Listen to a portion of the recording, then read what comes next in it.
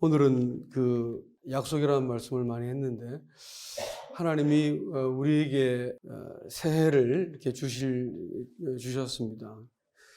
근데 이스라엘 백성들도 그냥 새는 그 달력이 있었고 종교력이라 해가지고 3월과 4월이 되면 아빕월이라고 부르는 이 달을 세웠습니다. 이 달이 뭐냐면 정월, 그러니까 해의 첫 시작을 3월과 4월이 되는 봄절기에 이렇게 두게 하셨습니다. 그때 있던 것이 바로 유월절이었습니다.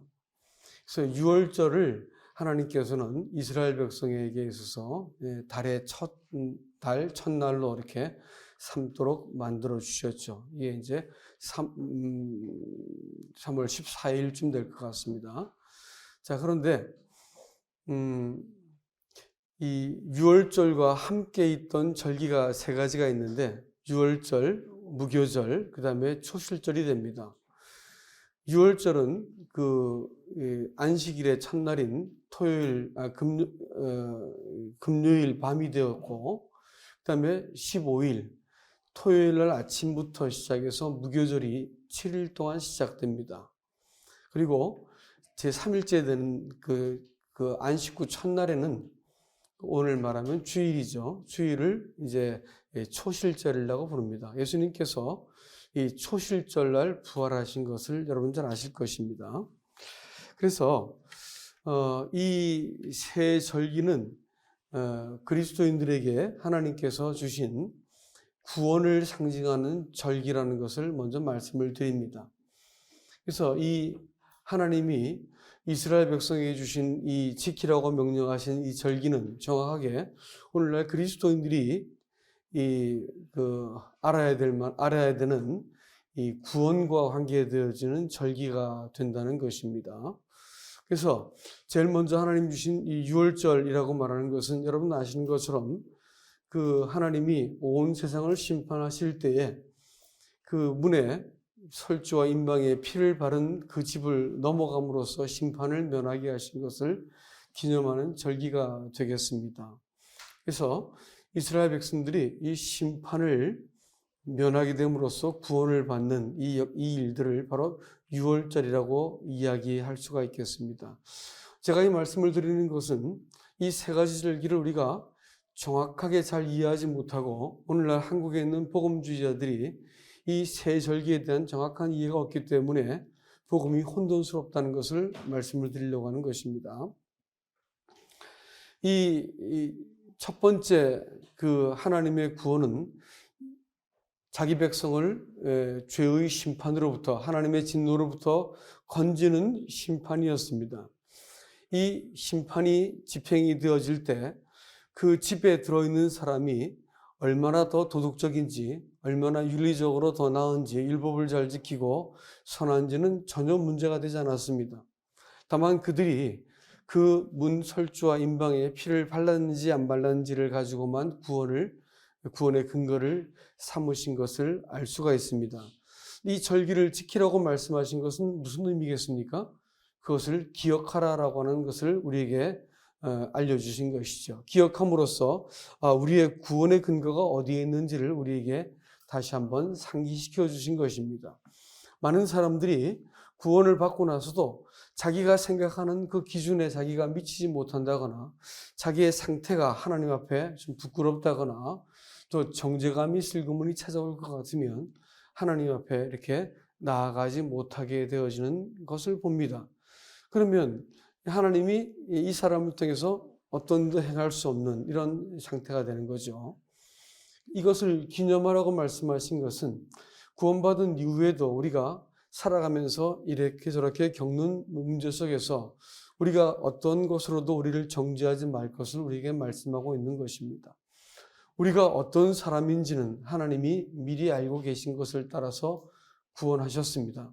하나님은 아브라함과 이삭과 야곱의 하나님이라고 말씀하신 그 이유는 하나님은 과거에 우리도 알고 있고 지금 이렇게 못난 짓을 하고 있는 지금의 나도 알고 있고 또 변화되어서 온전케 되어지는 나도 알고 계시기 때문에 지금 상태를 가지고 네가 하나님이 안 계신 것처럼 지금 이렇게 두려워하거나 너를 정죄하거나 어렵게 생각하지 말라.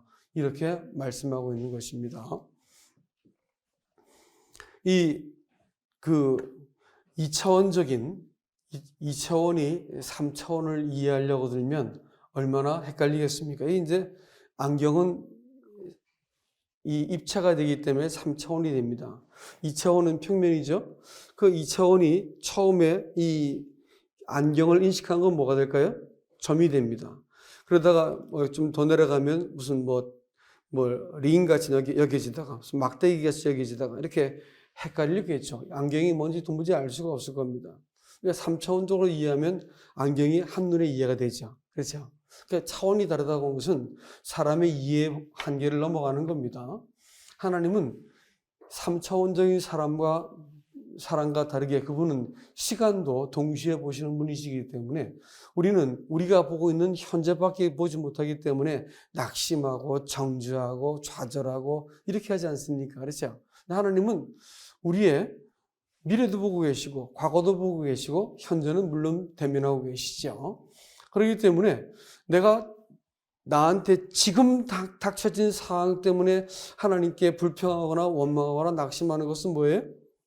그것은 하나님을 잘 모르는 것입니다. 하나님을 잘 알 것 같으면 어떻게 할까요?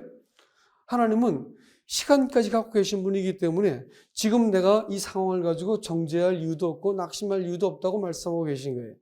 그렇기 때문에 내가 이 하나님께 지금 이 상황에 매이지 않고 나아갈 수 있게 만들어 주셨습니다. 하나님은 유월절의 하나님이세요. 그래서 우리의 모든 죄를, 우리의 상태를 보지 않고 먼저 아들에게 심판하셔가지고 우리를 용납하여 주시고 의롭다고 불러주셨습니다. 그렇기 때문에 어떤 상황에 있어서든지 하나님께 나갈 수 있게 하셨다는 것을 꼭 우리가 기억을 하셔야 됩니다.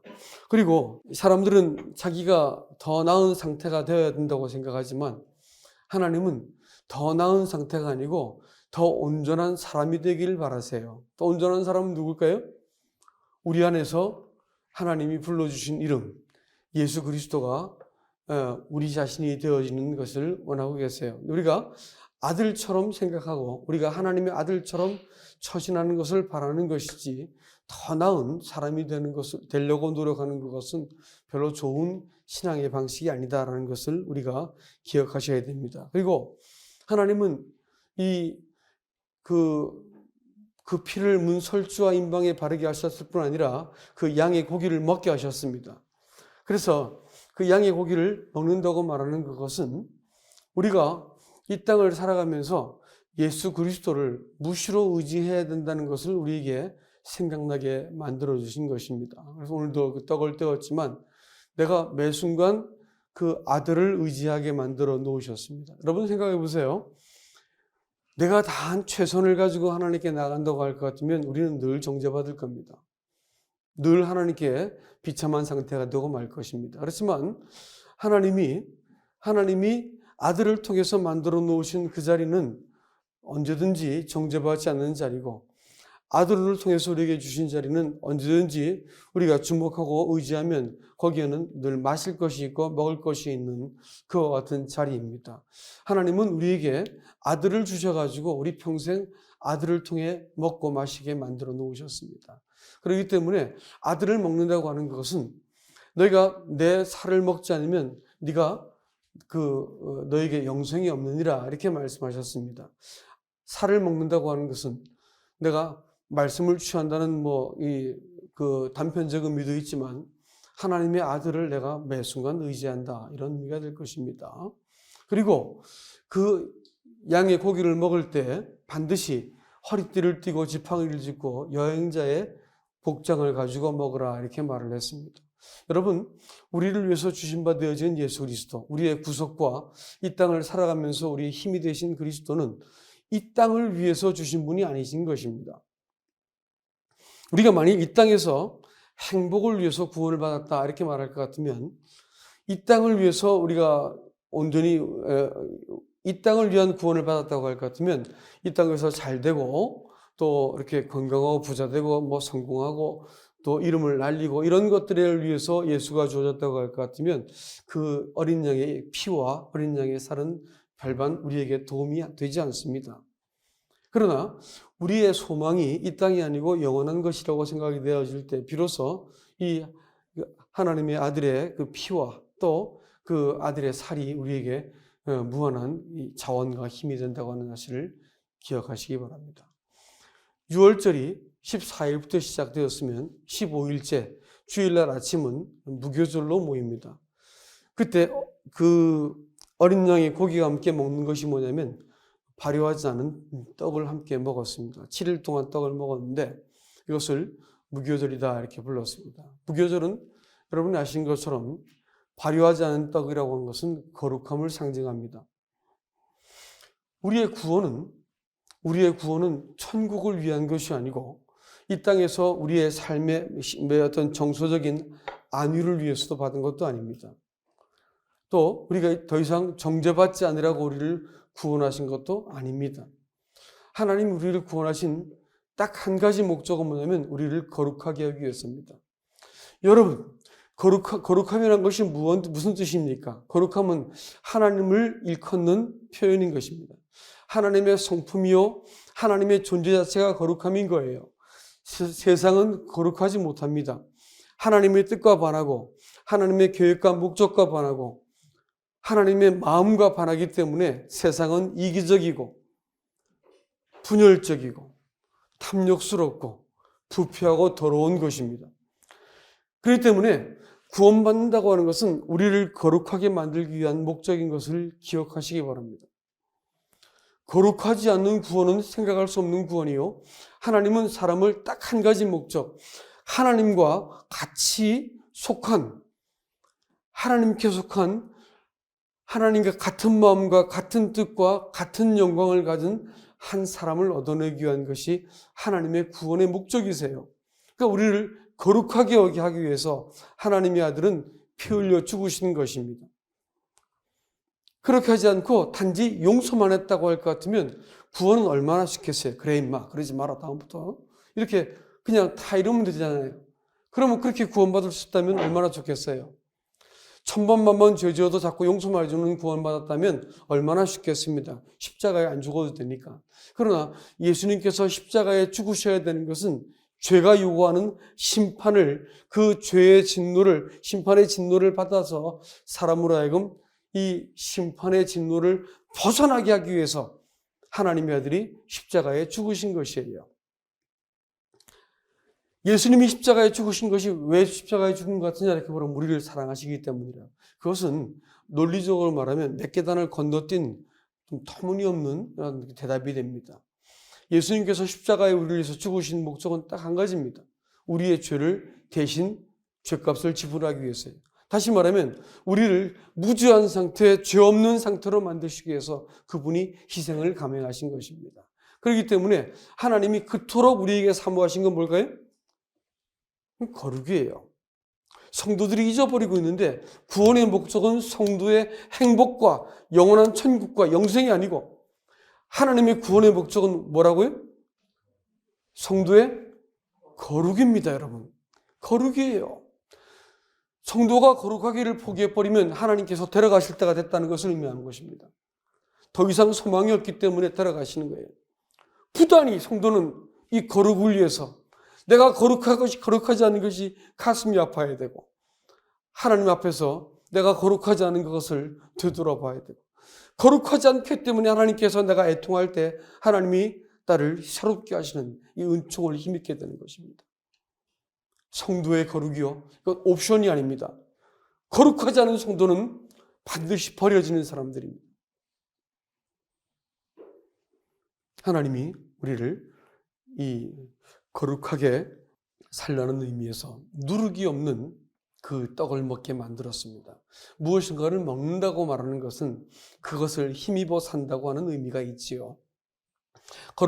누룩이라고 말하는 것은 마태복음 16장 6절 이하에서 나오는 말씀처럼 그것은 잘못된 그릇된 교훈을 말할 때 누룩이라는 표현을 씁니다.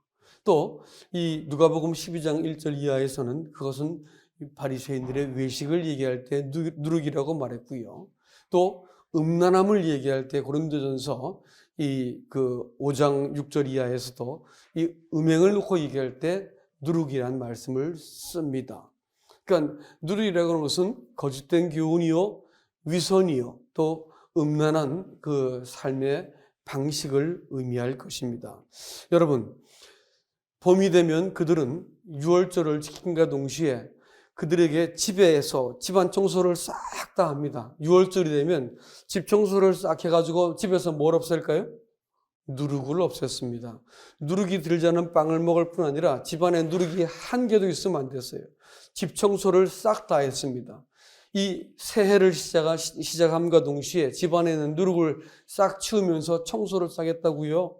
그리고 나서 그들이 6월절을 7일 동안 6월절을 지키면서 한 해 동안 어떻게 살아야 할지를 곰곰이 생각하고 그들을 새롭게 했습니다. 여러분, 한 해가 지나면서 어느 사이 익숙해진 죄의 습관들이 우리 안에 배어 있습니다.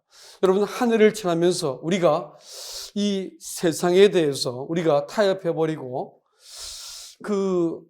그래도 될 것이다라고 생각하고 그래도 괜찮을 것이다라고 생각해가지고 구원을 주신 하나님의 어떤 제물로 주신 제물에 대해서는 내가 주장하고 또 하나님의 구원을 조건으로 여겨가지고 내 죄를 해서 죽었으니까 괜찮을 거야 라고 생각하지만 이 구원을 주기 위해서 하나님의 아들이 희생이 되어지고 하나님의 아들의 마음을 우리가 이해하게 될 때 어떻게 죄를 이렇게 막 짓겠어요? 그렇죠? 죄가 지어지는 게 아니라고요. 그렇기 때문에 하나님께서는 우리의 마음을 한번 해가 바뀔 때마다 새롭게 하시길 바랬습니다. 청소를 시켰다고요. 그것이 해의 시작 아비벌이라 부르는 이 정월이었습니다. 그래서 이 무교절 14일 날 첫날이 시작되고 이튿날이 되자마자 집안에 있는 모든 누룩들을 싹 없애버렸습니다. 그리고 그들은 새롭게 한 해를 시작했죠. 여러분, 우리는 우리 삶 속에서 가만히 내버려두면 자연적으로 이 세상의 인력이 우리를 끌어당겨가지고 죄가 익숙해지게 되어 있습니다. 그 죄의 습관에 대해서 감각이 없어지게 되면 습관은 견고한 집과 같아가지고요. 우리의 마음속에 있는 마음의 빗장을 쉽게 열어젖히게 만들어버리는 것이 습관이에요. 그렇기 때문에 어떤 습관이 그 사람 속에 잡혀 있는가에 따라서 이 사람의 거룩을 쉽게 측정할 수 있습니다. 죄의 습관은요, 반드시 버려야 되는 거고 깨뜨려야 되는 것이지 죄의 습관에 익숙해지기 시작하면 나중에는 좀처럼 이겨먹을 수 없는 것이 되기 때문에 기억하셔야 됩니다. 어느새 낮추어진 이 거룩함의 기준들을 여러분 그 새롭게 하셔야 됩니다. 익숙해진 죄의 습관과 낮추어진 이 습관들. 우리는 손쉽게 핸드폰 들여다보면 이 음란한 것들을 볼 수 있고 손쉽게 이 재미를 위해서 마땅히 하나님께 드려야 될 시간들을 참 잃어버리는 것들을 많이 보지 않습니까? 우리가 우리 자신을 새롭게 하고 마음에 결정하지 않으면 어느새 이 누룩들이 우리의 삶의 일부분을 갉아먹게 되고 이것이 부풀려져 가지고 우리가 이상한 괴물 같은 사람으로 부패하고 냄새나는 사람으로 바뀌게 된다는 것을 기억하시기 바랍니다. 하나님께서 성도에게 거룩은 절대로 포기하지 않습니다. 다리 뭉둥이를 분질러서라도 갖고 가세요. 왜 그런지 아세요? 방주 밖에 단 한 개만 나가도 그건 다 죽었습니다. 한 발자국도 그리스도 밖으로 나가면 그건 살아남을 수 없고 하나님의 진노와 심판을 받는 것이기 때문에 성도를 온전히 소유하셔가지고 그리스도 안으로 담아 놓으셔야만 안전하기 때문에 성도를 거룩한 하나님의 온전한 소유로 삼으셔야만 안전하기 때문에 하나님은 우리의 거룩은 절대로 포기하지 않으세요. 어떤 방법을 썼든지 우리를 붙들어서 반드시 설득시키고 야단치시고 책망하시고 아니면 우리를 어떤 삶의 한계에 부딪히게 만들으셔가지고 우리를 하여금 하나님께 돌이키게 만들어 놓습니다. 여러분, 세상이 얼마나 손쉬워요. 이 하마스라고 하는 말이 있는데 하마드군요. 그 말이 뭔 뜻이냐면 이 하와가 이 나무 열매를 보니까 참 좋아 보였더라 이렇게 말했죠. 좋아 보였다. 그러니까 무엇인가 그것이 탐스럽고 나한테 이익이 될 것 같고 내가 좀 현명해 보일 것 같으면 그건 좋아 보여. 인생이 좋아 보이는 거야. 늘 그런 결정을 내가 쉽게 하는 거야. 그러나 똑같은 단어가 또 이사야서에서 어떻게 쓰이냐면 예수가 우리 눈에 볼 때 흠모할 것이 없이 보였다. 이렇게 그 단어도 또 흠모할 것이 없다. 흠모하다는 단어가 같은 단어입니다. 그러니까 생명나무이신 그리스도는 늘 보잘것없이 보여. 내가 선택하고 싶지 않아. 쪼다가 되는 것 같고 손해보는 것 같고 뭔가 이렇게 좀 추레하고 바보스럽고 좀 손해보는 것 같은 그런 선택처럼 보이지만 그러나 눈에 근사하게 보이는 거, 하마스하게 보이는 것은 뭐냐면 그것은 하와의 눈에 그 선악을 알게 한 나무가 탐스럽고 지혜로워 보이고 그럴듯하게 보였던 것처럼 지금도 똑같이 그렇게 보이는 것입니다. 감정은 얼마나 설득력이 있습니까? 우리의 계산과 경험은 얼마나 분명합니까? 그렇잖아요. 그러니까 우리는 우리의 계산과 경험과 우리의 감정과 이것이 설득이 된 대로 결정을 내리고 마는 거예요. 그럼 어떻게 될까요? 아주 쓰라린 열매를 자꾸 주워 먹는 거지요.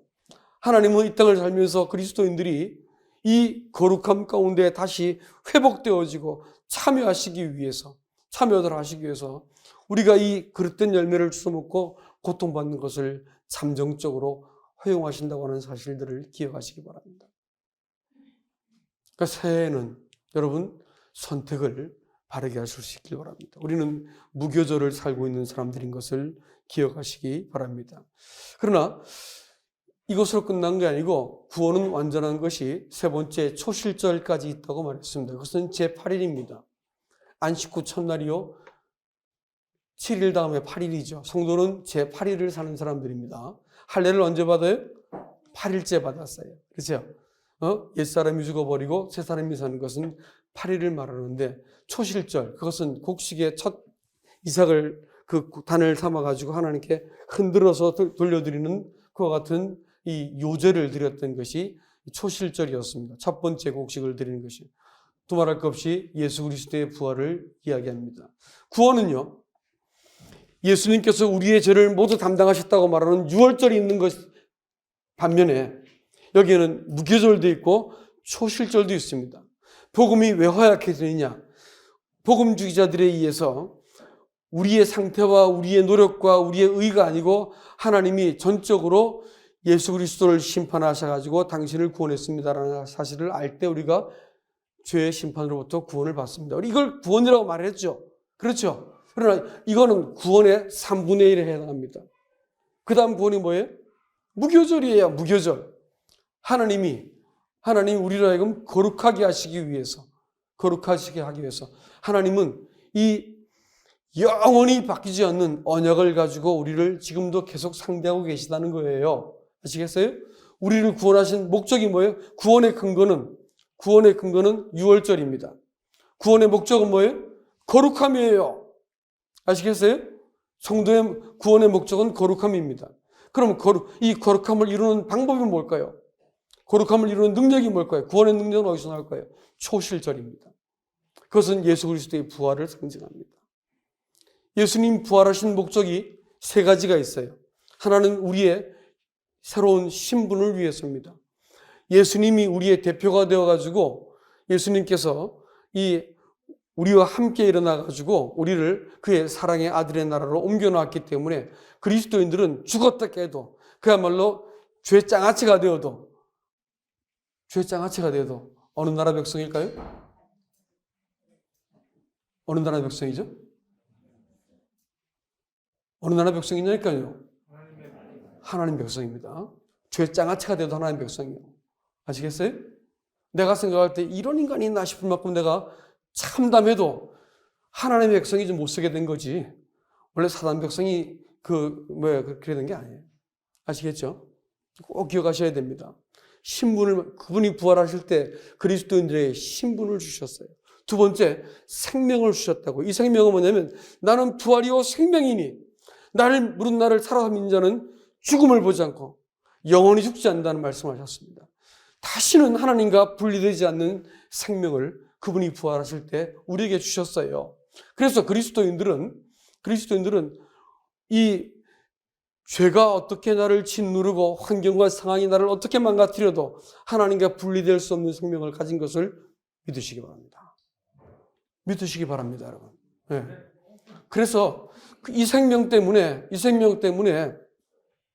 탄식을 하고 눈물이 나고 힘이 들어도 우리 갖고 있는 이 생명 때문에 그리스도인들은 바른 선택으로 하고 결국은 내가 일어설 힘이 없으면 돌아 누워서라도 하나님을 향하게 되어지는 겁니다. 그래서 그리스도인들이 이 자빠진 자리에서 일어날 수 있는 힘들을 자꾸 얻어내는 거예요.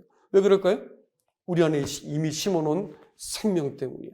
예수 그리스도는 이 생명 주시기 위해서 부활하신 것을 믿으시기 바랍니다.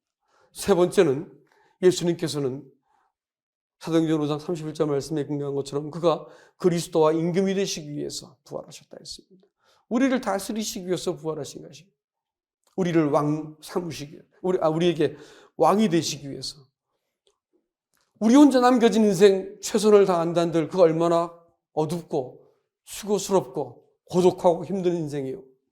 우리 혼자 남겨진 인생. 이 인생을 나 혼자 다 책임져야 된다면 어떻게 살겠어요? 그렇게 하지 않으셨어요. 예수님께서는 부활하셔가지고 사람에게 찾아오셔서 우리의 힘이 되시고 정말로 내가 나 자신도 일으킬 수 없는 상태가 되어졌을 때 하나님을 이렇게 묵상을 해왔더니 주님 묵상했더니 거기에서 내가 일어날 힘을 이렇게 얻게 되어지고 하나님이 나를 내가 범죄한 대로 내가 실수한 대로 내가 연약한 대로 다 책망치 않으시는 것을 알게 되면서 하나님의 은혜가 나를 살렸구나라는 것이 인생을 돌아보면 문득 깨닫는 것이 하나님 은혜가 나를 살렸구나. 그 자리에서 내가 하나님의 그 보호하심과 통치하는 자리에서 내가 다 이해할 수 없는 힘을 자꾸 주시더라고요. 나를 책망치 않더라고. 내가 반드시 책망받아야 되는데 얼마나 힘들었냐 이렇게 말씀하시고 오히려 내가 거기에서 일어날 수 있도록 하나님께서 날 새롭게 하시더라고요. 그러니까 이렇게 모진 사람이 하나님 앞에서 이렇게 심령이 회복되어서 또 하나님의 아들 표정 짓고 서 있을 수 있지 않습니까? 그렇죠? 우리는 그렇게 사는 거예요. 예수님 부활하신 목적은 바로 이겁니다, 여러분. 우리를 그 아들의 신분 주시기 위해서, 그 아들의 생명으로 살게 하시기 위해서 우리 같은 인간을 다스려서 우리 평생 우리와 함께 동행하시고 힘 주시고 보호하시고 새롭게 하시고 우리를 하나님의 아들로 세우시기 위해서 우리를 다스리러 오신 분이라는 것을 기억하시기 바랍니다. 여러분, 이 봄에 이 새해 첫날 구정이지만 이스라엘 백성들도 신정 말고 구정을 지내서 아비벌이라고. 우리는 1월이고 2월이지만 3월이었습니다만 이 정월 초하루에 그들은 마음을 청소했습니다. 우리도 마음 청소하는 새해 되기를 주님의 이름으로 축복합니다. 그래서 새롭게 6월절과 무교절과 초실절로 찾아오신 이 구원의 하나님과 함께 새해를 시작할 수 있기를 주님의 이름으로 축복합니다. 감사합니다.